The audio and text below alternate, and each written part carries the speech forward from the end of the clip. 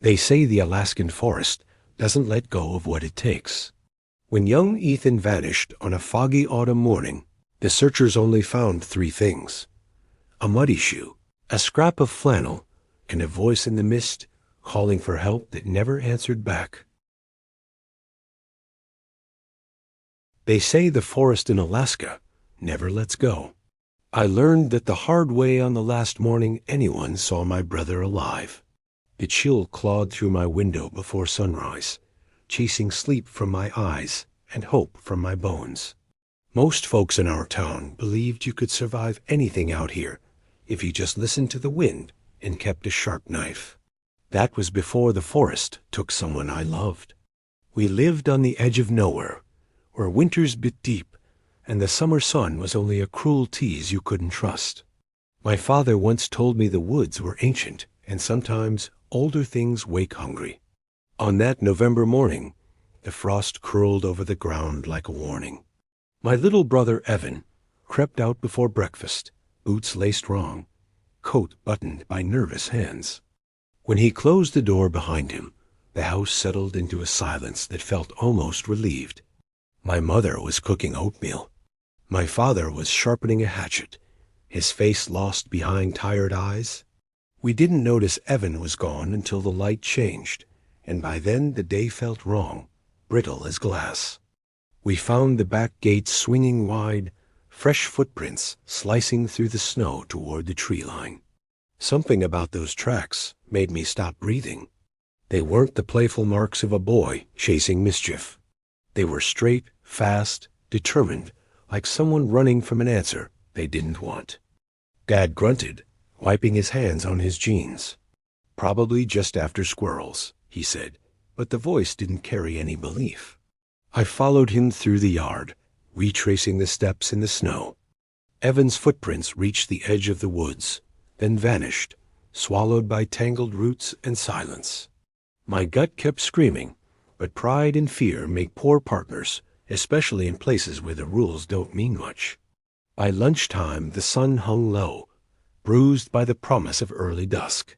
The whole town was searching, dogs barking, neighbors with axes in hand. They called his name, but the forest only offered back a whisper soft and mocking, not in any voice I knew. I tried to follow the signs, but every trail ended in empty branches and the heavy hush of things watching just out of sight. It's a lie that snow keeps secrets forever. By evening, the wind smothered the footprints. Dad stood at the edge of the trees, cursing until his voice broke, and went quiet. Mom whispered prayers I'd never heard before, clutching Evan's red mittens like a talisman. I kept remembering his face that morning. Wide eyes, bitten lips, that half smile he wore when he was scared but pretending not to be. Night fell hard. The searchers thinned, their lanterns burning holes in the dark that couldn't touch anything real. I tried to sleep, but every time I closed my eyes, the forest crept closer. I heard footsteps on the porch, the scrape of branches against glass. The wind carried a voice thin and trembling, maybe Evan's, maybe not. "Help," it called, low and breaking. "Help me." I jumped to the window, staring out. The snow glittered, untouched except for a single trail curling from the edge of the yard, one made by something bigger than any boy. The woods pulsed with shadows. I watched until my breath fogged the glass, until hope curdled into dread. That was the first night I realized something was wrong with our woods. The next morning, no one spoke. Mom hunched over her coffee, hands shaking. Dad smoked on the porch, staring into trees like he was waiting for them to talk back. I packed my bag with food, matches, a compass Evan prized above all one. He said always pointed home, no matter how lost you were. I broke the rules and went into the forest alone. Beyond the first rise, the world changed. What had seemed familiar from the yard felt monstrous now. Trunks twisted out of shape, snow stained with black leaves, air thick with secrets. I called Evan's name, again and again, but all I found was an echo. Hours passed. I stumbled deeper, losing myself in half-remembered paths and the brittle hush the cold enforced. I found a patch of torn fabric blue, like Evan's coat caught on nettles. Claw marks scored the bark beside it. I tried not to imagine what could leave those marks. My boots filled with snow. Hunger gnawed. The sun declined early, dragging the temperature into something feral. I tried to retrace my steps, but the compass spun, refusing any direction but deeper into the wild.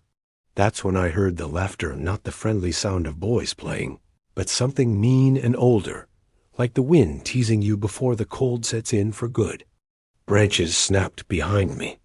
I turned and bolted, too afraid to keep calling out. For the first time, I understood my father's silence. The woods want to keep their secrets. They want your stories and your fears. And if you listen too long, if your hope falters, they might claim you before you even know you're lost. By the time night returned, I'd circled back near our outlying shed. But something was different. The door was open. Footprints pooled in the snow. Not Evan's, not mine. I froze. The forest doesn't forgive. It doesn't care if you beg or bargain. All you can do is keep moving and pray the darkness lets you go. The shed's door groaned on its hinges, shivering in the wind. I paused at the threshold, heart thundering, breath clouding in the icy air. Inside, moonlight spilled across old hunting gear, buckets stacked like bones, and the dark shape of something that did not belong. I blinked hard, steeling myself, and stepped inside. On the floor, near the far wall, was a trail of small, wet footprints, impossible but clear. Evan's, or what could be left of him. But above them, on the wooden boards, a message, scratched deep and angry. Don't follow me. I knelt, numb fingers hovering over the gouged letters. My mind raced. Warning, plea, or threat. Outside, the wind moaned a lonely, endless sound. I heard Mom calling faintly from the house, voice thin and cracking, but the words turned to static as the forest pressed closer. Dad was nowhere in sight. I wanted to scream for help, but every echo twisted back, wrong and hollow, as if the woods swallowed the sound before it could reach a soul. Hours dragged. I sat in the shed, clutching Evan's compass. It spun uselessly in my palm, pointing at everything but home. I remembered last year's story about a local hunter who vanished for 2 bitter nights, only to return babbling nonsense and refusing to sleep anywhere but under the open sky. People said he'd found the edge where reality thinned, where things older than men waited. The message burned in my mind, don't follow me. But love makes fools of all of us. I gathered my courage, tightened my coat, and pushed deeper into the woods, through ragged hedges and white drifts, feeling the forest lean in around me. Every branch threatened, every snap of twig made my pulse leap. Shapes flickered between the trees, the imagined faces of my brother, my own reflection, and something else, whispering in a dialect I almost recognized. My boots dragged, legs heavy, exhaustion setting in as my body strained to keep moving forward. That's when I found the glove. Evan's left mitten, bald and filthy, hanging from a low branch as though placed with purpose. I grabbed it, fingers burning from cold and panic.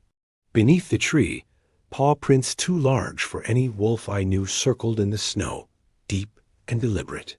I kept moving, using the glove as a guide, tracing every sign he'd left. Somewhere in the distance, a dog barked, high and frantic, a search party, or the echo of my own fear. The light faded in swift, brutal waves. Night owned these woods, claimed every inch.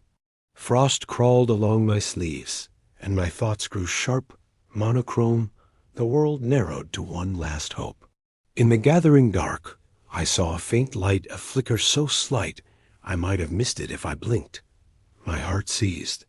I staggered toward it, pushing through brambles that tore at my skin, the air thick with scents of pine and decay. As I reached the source, I found an old trapper's cabin.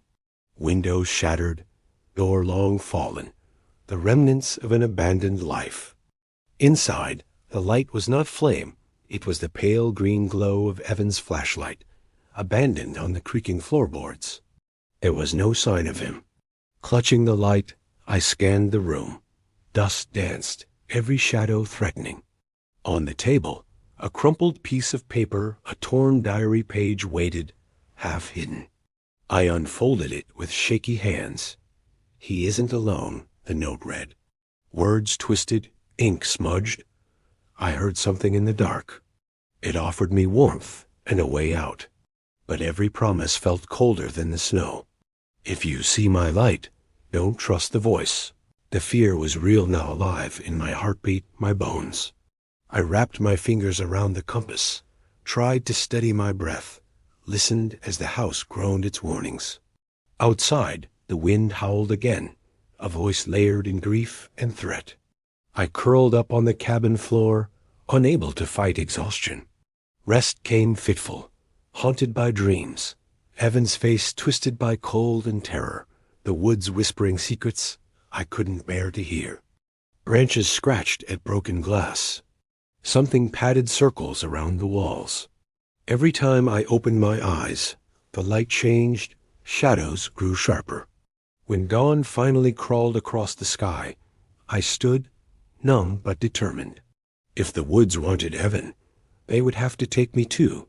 I pressed forward with flashlight and compass, searching every hollow and thicket for one last sign. I didn't notice how far from home I'd come. The forest all teeth and secrets closed in behind me.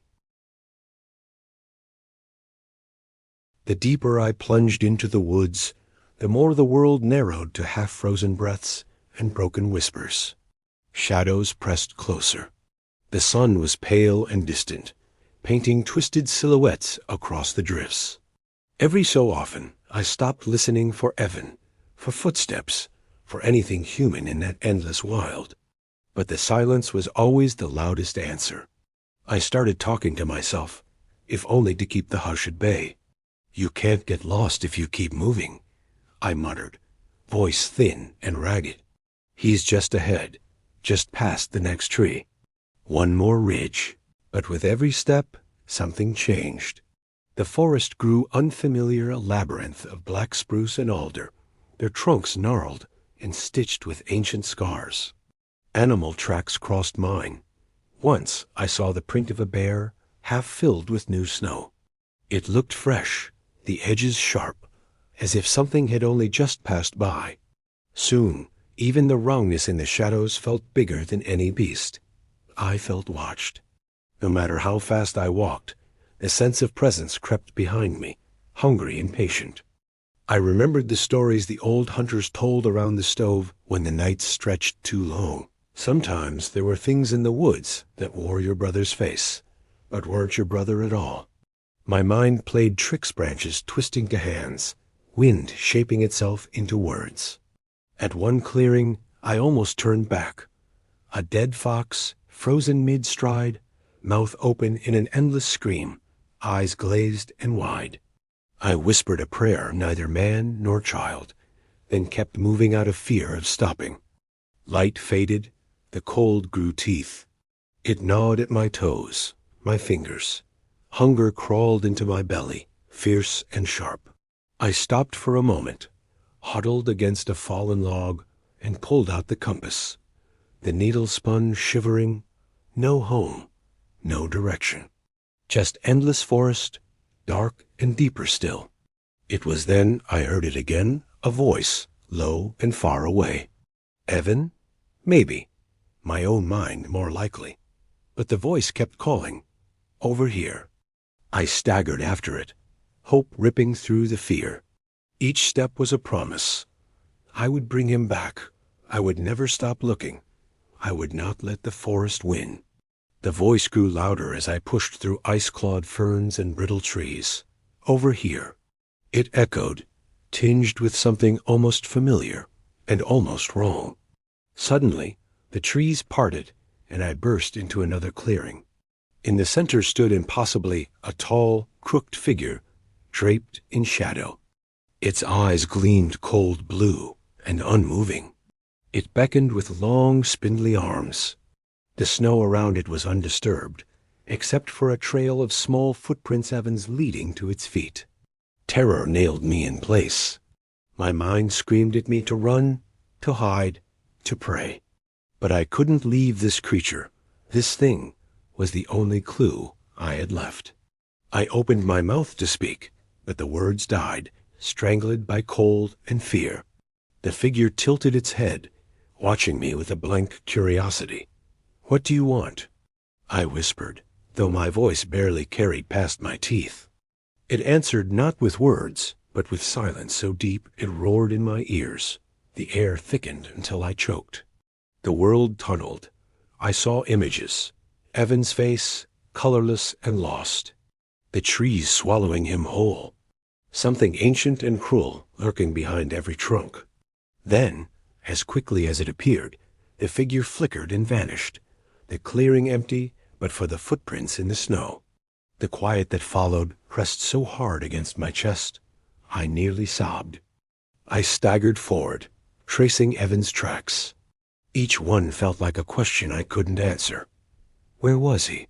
Still moving ahead, or already claimed by the wood's secret hunger? Minutes, or maybe hours, passed before I finally dropped to my knees in exhaustion. The forest watched. The cold crept. On the edge of sleep, I remembered the note again. Don't trust the voice. But what else was there to follow now? A whisper curled around my ears as darkness closed in. Not every story finds its way home. And then, mercifully, I slipped away into dreams, haunted by a single promise. I would keep searching, even if the forest demanded everything I had left. I woke in a blanket of frost, blinking against the gunmetal sky. My body ached, lips cracked from the cold, shoulders hunched against invisible hands pressing me down.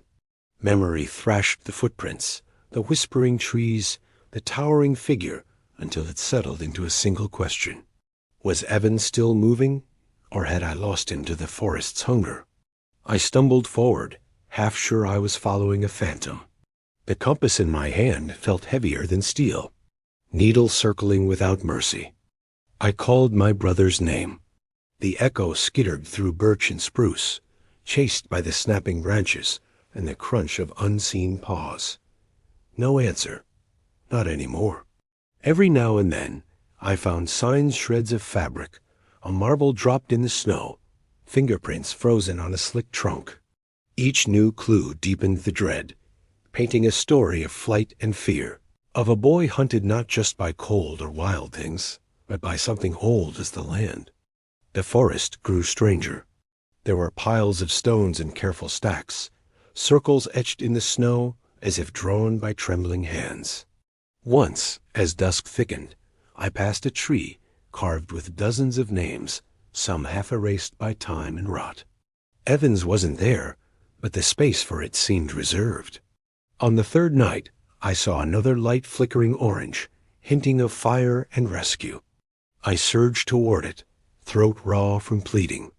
The glow led me to a camp, not mine, and not made by any search party. Rough blankets, burned tins, animal bones gnawed smooth. And beside the fire, sitting stiff and silent, was an old man. His face was carved by wind and worry, eyes like melted ice. He didn't flinch as I approached. In the gloom, his voice cracked like breaking branches. "The boy's not dead," he said, words measured as frost. "Not yet. But the wild is always asking for a trade."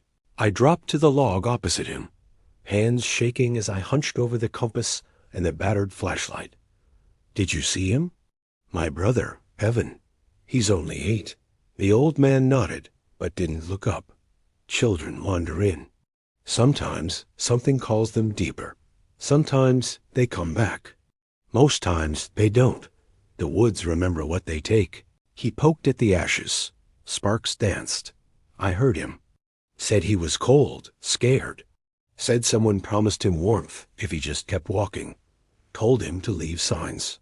Told him not to listen for help. Pain knifed through me. How do I get him back? I asked, voice near breaking.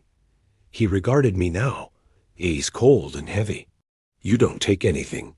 You give something. The wild wants memory, wants fear. It hungers for stories and promises, like mothers and fathers and all their regret. His words burrowed deep. I thought of Evan's note, his possessions left like a trail, the ancient hunger circling us both. The old man stood abruptly. If you love him, walk with courage, but not all who search are meant to find the lost. Sometimes you walk out alone, sometimes not at all. He vanished into the trees, footsteps melting into the hush. Left by the fire, I steeled myself and pressed on, teeth grinding against the cold and hunger. The forest pressed tighter. My heart hammered an old rhythm, a desperate, echoing prayer. Late that night, I found another clearing bristling with stone cairns and scraps of blue cloth. The wind shuddered, carrying a cry like a child's, almost but never quite Evan. I followed it, knees bruised, spirit battered. With each step, the woods demanded more fear, memory, hope. I forced myself to give what I could, whispered prayers, memories of home, stories of laughter and forgiveness. I spoke to the darkness, made bargains with the wind, cursed what couldn't be named. Then, among the ice and whispers, I glimpsed a shadow tugging a smaller figure through the snow. Evan. I lunged, calling his name with every ounce of strength. He stopped, head tilted, eyes blank and bright, as if listening to voices I couldn't hear. The thing beside him was taller, lean as hunger, but it turned and melted into the gloom. I staggered to Evan, shaking him gently, asking for his name, begging him to remember home. He spoke softly. I tried not to follow, but it knew all the stories. It knew me. Tears cut rivers on my face. I wrapped him in my arms, whispered the words Dad used to shield us as boys from storms and dark. In that moment, the woods fell silent, the hunger abated, the shadows retreated. But the cold had claimed something from us both. A piece of Evan was gone, a piece of me with him. Evan shivered in my arms, thin as a wisp, but alive. I checked for wounds. His hands were scraped, cheeks raw from cold. A haunted distance flickered in his eyes.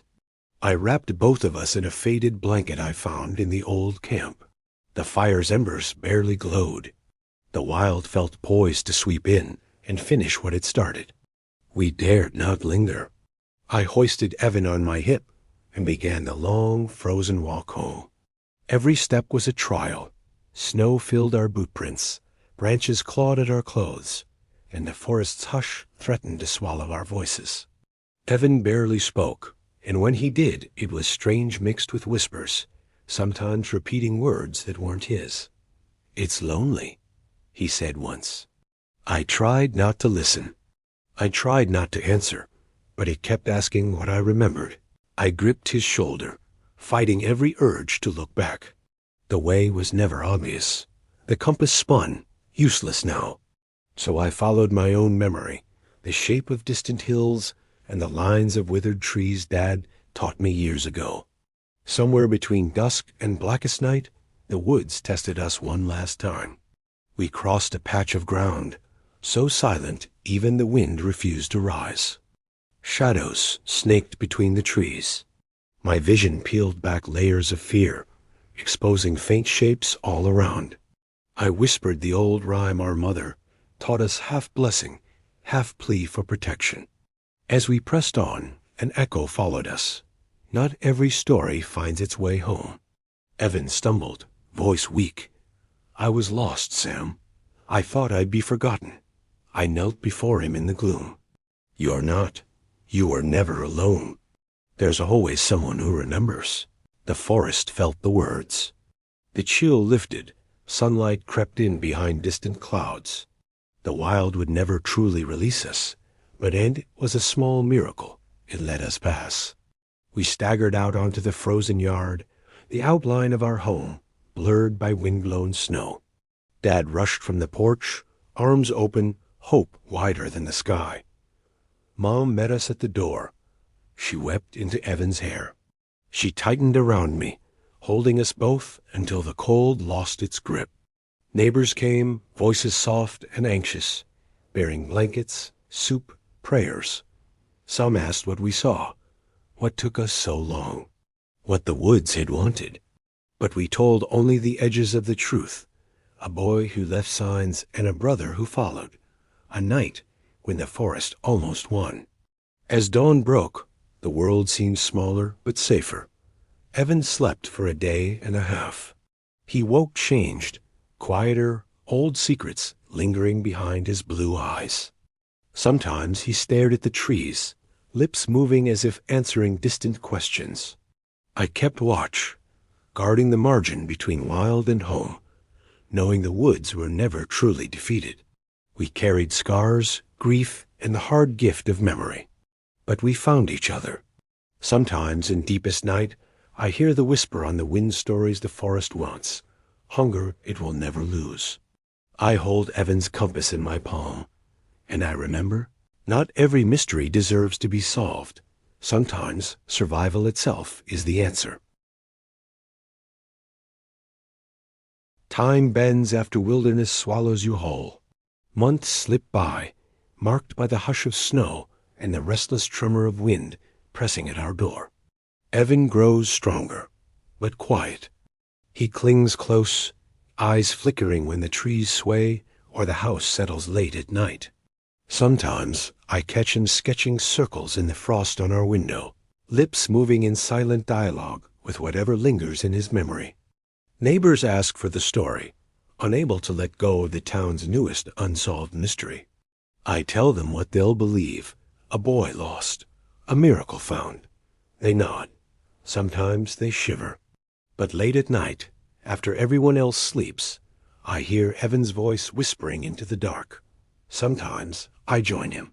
Between every small laugh, every gentle word, every ache of gratitude, I hear the woods echo back. Not with threat, but with memory reminding us that survival leaves footprints, and the forest always remembers.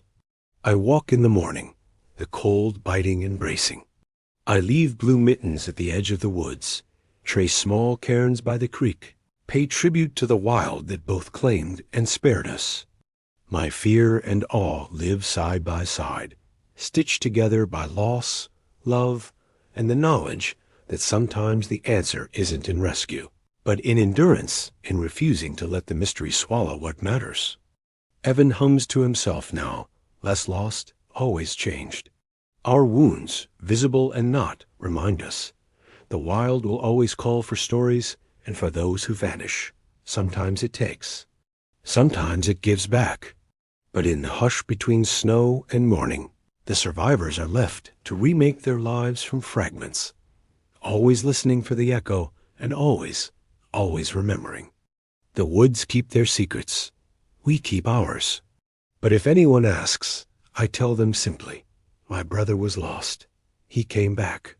But none of us ever truly returned unchanged.